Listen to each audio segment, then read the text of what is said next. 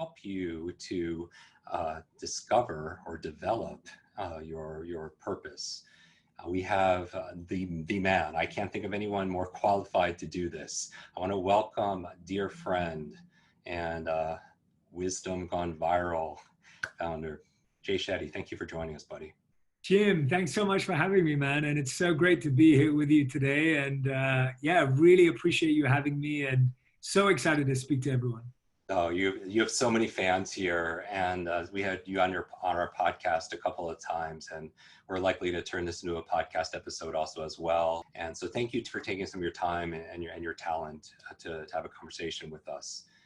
Now, you and I, off camera, have had this conversation about purpose. What is purpose? And is it something that you develop or you discover? Do you have one purpose? You know, these questions that people have. Yeah, absolutely. And I'm so glad that you're making space for these really important discussions. I know we recently went live to talk about your incredible new book, Limitless. And, you know, I think that your dedication to helping people lead limitless lives is so powerful. And so I'm so glad you're opening up this space today.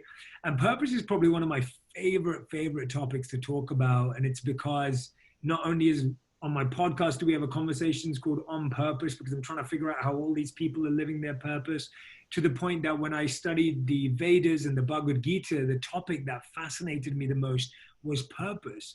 And so the way I think about purpose is in two parts. I believe that everyone has a passion that they can find, or multiple passions. And when we perform our passion, it makes us happy. It brings us joy. So when we do that act, when we're in a particular environment, when we're doing a particular thing, we experience passion. And we may experience that in particular environments. We may experience that doing particular activities, but all of us have one or multiple passions in our lives. And when we perform them, they make us happy. But here's the thing. When you use your passion to help others, when you use your passion in the service of others, when you use your passion to make a difference in the lives of other people in whatever way, that's when it becomes a purpose. So purpose is passion in service.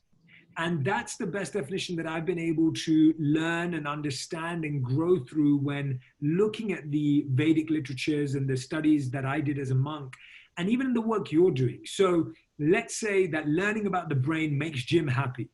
Jim loves reading about neuroscience. Jim loves learning about the brain. Jim loves looking at studies. Jim loves learning about memory and attention and retention and presence. And he can memorize a million names and he learns all of that. Let's say he learns all of that and he blows our minds and we're all really impressed with Jim. And Jim's passionate about the brain. But this is what Jim's done. Jim's gone a step further. He's not just saying, I understand the brain and it's great for me. He's saying, I want to help you have a limitless brain too. I want to help you develop these skills. So he's serving through that passion. Now, yeah, so that's my overall first answer. We can dive into it so much more, but that's kind of like the overview of passion and purpose. And hopefully that makes sense. Oh, we're seeing people here, like they saying that's such a great explanation. Purpose was my one word, this year. Wow, best definition they've ever heard about purpose. And so you could have multiple passions, things that light you up, and then the application and service using that passion, it becomes your purpose. And so that what advice would you give to somebody then who's here right now? I'm wondering if people know what their passions are, and clearly people have multiple passions. Like, I love to learn and my purpose is teaching other people how to learn. What would you say is your passion and your purpose? Yeah, my passion is trying to assimilate and articulate very complex things very simply.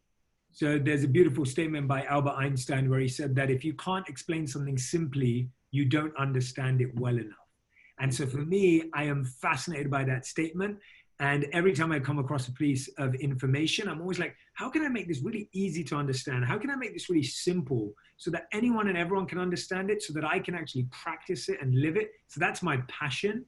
And when I try and use that to help people find their potential, that's my purpose. And so often what I talk about when it comes to passion and purpose is that you find it through two ways. You may find it through what you like and what you're interested in, but you may also find it through pain and what causes you pain.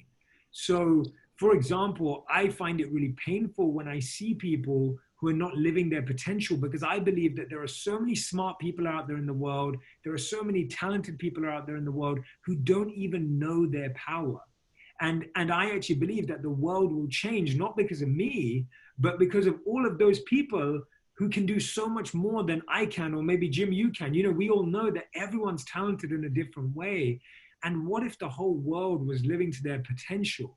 You know, what would that mean? Like, what kind of a world would that look like? So that's been something that always caused me pain. So whenever I see someone who's settling for a lower potential than they have, I'm always engaged and encouraged, if they're open to it, to help them seek out more. And so sometimes I meet people who say, Jay, my greatest pain that I see in the world is obviously, and I'm involved in this work too, and I know, Jim, you are in charity work too. And this is what I did a lot as a monk. Like, you know, you want children to be fed and have food and have shelter. And they say, okay, I'm going to go and build the biggest charity in the world because that's my passion, right? So a lot of the time we can uncover this either through our interests or we can uncover it through our pain points. No, I love that. I mean, one of the, I could relate to that in terms of my passion being learning and wanting other people to learn, and also the pain of people that I see that feel limited when they're really not.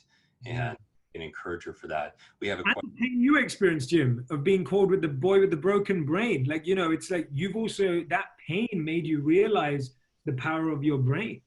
And so, yeah, sorry to cut you off. I just wanted to point out, you know, you've shared so beautifully on that. No, absolutely. Daniela, I mean, I think you answered it, has this question, say, what if you feel like you've lost your passion? Yes, absolutely.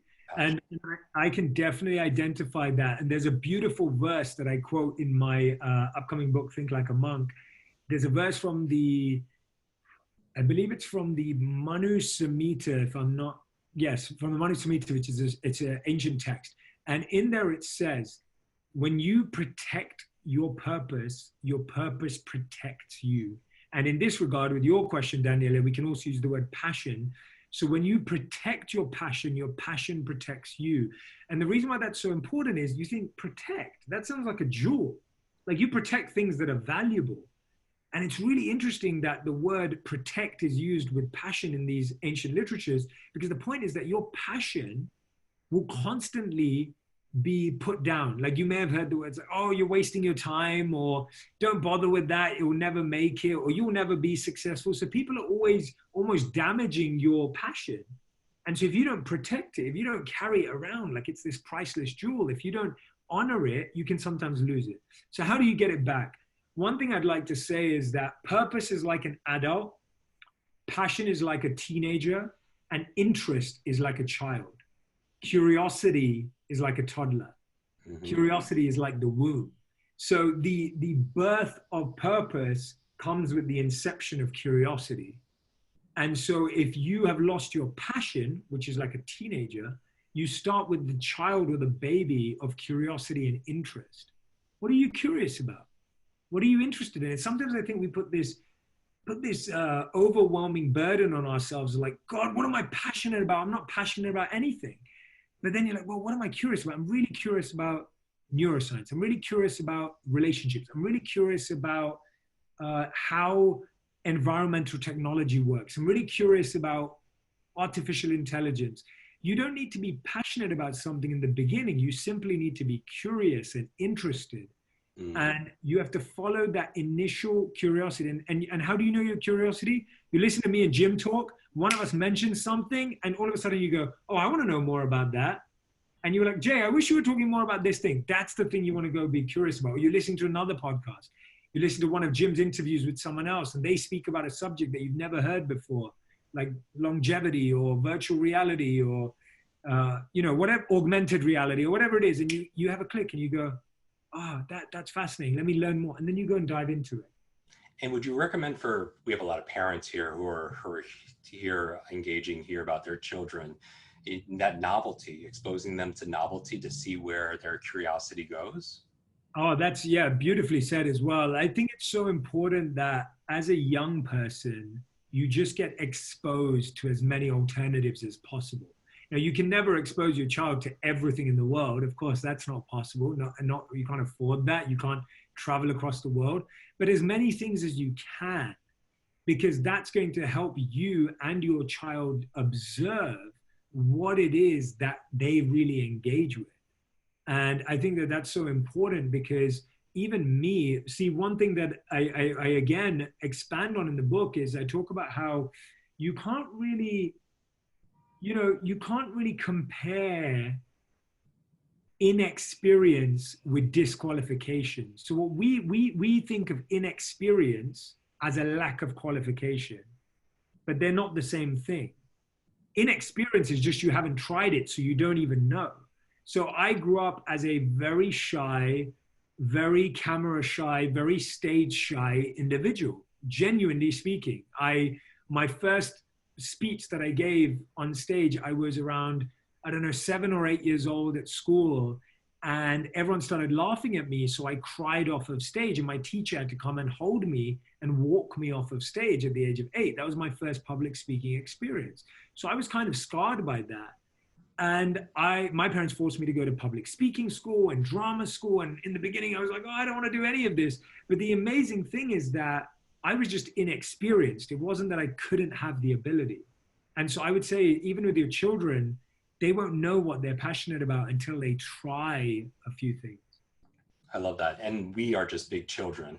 So we could apply that same to regardless of your age or your stage. Of course.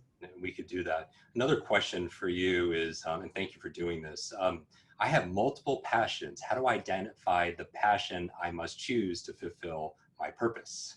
Yes, absolutely. And by the way, there may be different stages of life where you pursue different passions and different purposes too. Like, I don't think life is about having one passion and one purpose and it's strict and then you can never change. Like, my passion at one point was to live as a monk. And my purpose at that time was to serve people through being a monk. And I serve people in that way. And today my passion is media, and I'm serving people through media. And so passions evolve and change, and you have to allow yourself, sometimes the reason why we don't allow other people to evolve is because we're not letting ourselves evolve as well. So it's so important to allow yourself to go through changes and being honest with yourself. And, I go through that a lot when I talk about my transitions, and I've had so many. And so when you have a lot of passions, the only way to know which one to, I guess, focus on or to get driven on is where you see the most dedication to improving your expertise. So passion means you like it or you love it. But the one that you should commit to is the one that you're most committed to improving your actual expertise and strength. So I'll give an example. Let's say my two passions are making videos and playing soccer, football, right? As I call it back in England. And those are genuinely. So I know that Jim's a big tennis fan. We've been to a couple of tennis games together to watch our good friend Novak Djokovic. But tennis is like my second sport, and I'd say my first sport is soccer and football. It's what I've been in love with since I was a kid. I'm very passionate about it. But I don't want to do what Cristiano Ronaldo does every single day to be able to play that game at the top of his ability. I do not want to do as many crunches as that guy does. I do not want to sleep in his routine. I do not want to run as much as he does. I don't want to put in the work that Cristiano Ronaldo has to do to play soccer.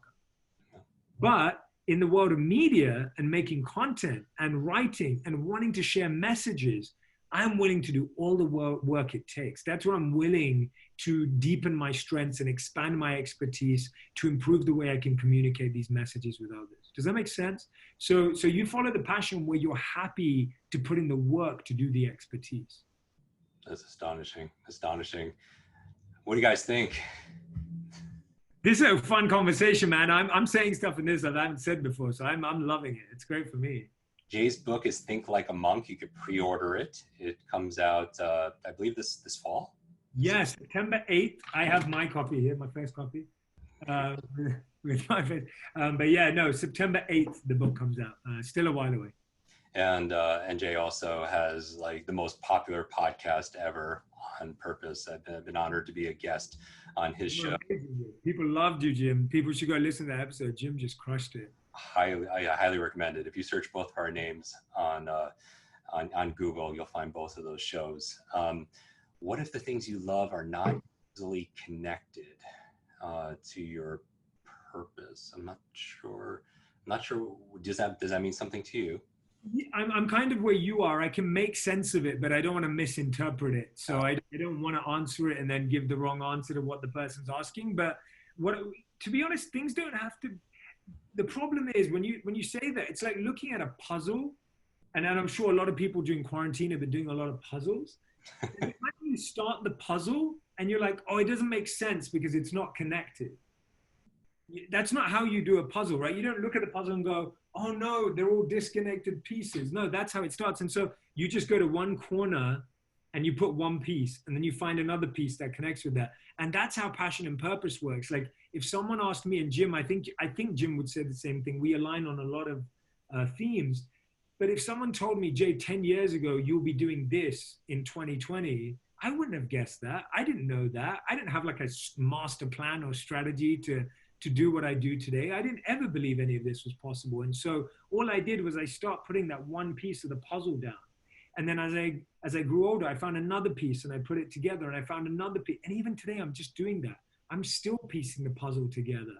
And I think when you wait for there to be a full picture of everything lining up perfectly, it doesn't start that way. It probably won't even end that way, but it definitely doesn't start that way. I think start by just starting with what you have and where you are, and with the tiniest piece of curiosity and interest, and just keep following it. And there are times I came up with this thing in my life which has really helped me, called the rule of three, where I make 3 experiments all the time across a period of usually 3 months. And so I'm experimenting with 3 ideas, and usually out of the 3 ideas only one works. And so after 3 months I take that one idea forward. And I like calling it the rule of 3 because I'm like, okay, what are the 3 things I'm just playing around with right now? What are the 3 things that I'm experimenting with right now? And usually 2 of them don't work out. 1 of them does. You hear about the one that works out, but then 2 ideas just kind of didn't happen. And that's okay. You know, we talk about a lot about small, simple steps. And I love this starting bite size, because in inch by inch could be a cinch, with something like curiosity. And so many people are getting their answers, their questions answered here. If your passions change, how can you tell if you're just being stubborn about following a passion that's just not going to work? Yeah, it all comes back down to expertise. Like, I can't tell you that enough. Like, I am so passionate about football. Like, you have no idea. I love playing it. I love playing FIFA. I love playing with my friends when I'm back in London. Like, I love going to watch games. I know everything about the sport. I am so passionate about football, soccer, but I don't I don't have the commitment to the daily practice to get there. And so you can't, it's not just about what do I like doing, because that's, you know, you like a million things. Like I also like basketball. That doesn't mean I'm going to try and become Michael Jordan. And so it's so important that you are matching your passion with your expertise. You're matching your passion with your skills and going, okay, do I really want to build the skills that this is going to take? I think a lot of people look at the result and say, oh, I'd love to be that. Like, I know a lot of people who used to tell me, oh, Jay, I'd love to be an actor. Now, Jim has worked with actors. I've worked with actors in coaching. I know Jim's trained actors in memory and the brain, and I've worked with actors on their personal lives. And, you know, one of the things in an actor's life is an actor has to retake a scene. I've been on set with actors. They sometimes have to redo a scene 50 times, if not more, the same scene. Do you want to be asked to say the same line 50 different ways every day to get one scene right? That's the question you have to be asking yourself. It's not, do you want to be on the red carpet? It's not, do you want to be interviewed on Ellen or, you know, whatever it is. The question you have to ask yourself is, do I want to be asked by my director to say the same thing again 50 times? I want to wait in a trailer for 4 hours a day. The trailer may not even be nice. It may not even have an official sticker on it. Do I want to do that? Because that's what it really is. That's what being an actor really is. Learning lines, learning scripts, saying the same line over. I mean, Jim can tell you the truth. You know, he knows what it's like. And so that's what you've got to be in love with, not the result. How about your thoughts on, often you hear motivation, purpose, you hear this term that people say that they're the worst critic, or they get in their own way, they sabotage, or they procrastinate. Thoughts on procrastination relative to purpose? Yeah, that's a great question. I think procrastination comes from the desire for perfection. You know, the procrastination comes from the desire for perfection and wanting everything to line up before we make our first move. So procrastination is the constant addiction to perfection, wanting everything to line up perfectly before we actually do anything. And so the only antidote to procrastination, I'm sure everyone agrees with this in this space, is action, is taking a step, and is trying something and getting feedback. You don't know until you try. You can have the best idea in the world. And this is why I love the book Lean Startup by Eric Ries so much, because he talks about the concept of a minimum viable product, an MVP, which is what all major tech organizations have and tools have and apps have. They all start off, if you look at Facebook and what it looked like when it started, it doesn't look the same as it does today. Instagram doesn't look the same as it does today. Instagram didn't say, oh, we want stories and we want videos and we want pictures and we want filters and we want whatever else Instagram has, highlights. Instagram didn't say that they wanted all of that on day one, or even if they wanted that, they just started as a photo app. And that is the best lesson to all of us in procrastination, that Instagram could have waited 10 years to launch because they were procrastinating about what they wanted to be, rather than just being what they were clear on and then adding and adding and adding. And we can all be apps like that. I think a lot of people suffer. I mean, thinking is good, but overthinking and wanting to be perfect will stall your progress before you even get started. Well, I want to thank you for living your passion and your purpose. I challenge everybody right now, if they could take a screenshot of this conversation right now and tag Jay and tag myself and share with us, if you're willing to, one of your passions and if you've discovered your purpose. And I'll repost some of my very favorites also. Do you see the comments here? I do. They're crazy. I love the comments. I've got it open here on the side as well. It's awesome. Your community is so great, Jim. I absolutely love it. And I really want to say this, and I'm sure many of you already have, but if you haven't, definitely grab a copy of Jim's book. You know, it's like when someone puts, and I can say this because I'm doing my first book too, and so I really identify and empathize with what Jim's doing. The process of trying to put where you are in life up until now into a book, it just, the amount of thinking that goes into it, and I've read Jim's book and I've seen Jim's book. It wasn't just like a quick write, and just, it's not like a transcript of his podcast. Like, you know, it's a real book. It's a real map. You know, Jim's book Limitless is a real map. And I'm like, when someone's giving you a map, that's going to change your life, right? Maps change lives because you know where you are, you know where you want to get to. And so I really appreciate that, Jim, because, you know, I think it's so easy we all make so much content. It's so easy to just make a book based on stuff you've said before, but to really articulate, think about structure and put it out properly takes a lot of effort. So thank you for doing that for all of us. Thank you, brother. I think it's interesting how you started this, is, you know, giving that presentation and, you know, and just being terrified and getting that feedback. And now your videos, billions and billions and billions upon billions of views. Dude, it's true. My life is a perfect example of someone who is doing something that I was terribly frightened of growing up as a child. And I'm not making that story up. It's like, you know, it was scary up until I was, I think about like 16, 17. I didn't want to be on stages. It was so tough. So yeah. I mean, with myself, learning and public speaking were my two biggest challenges.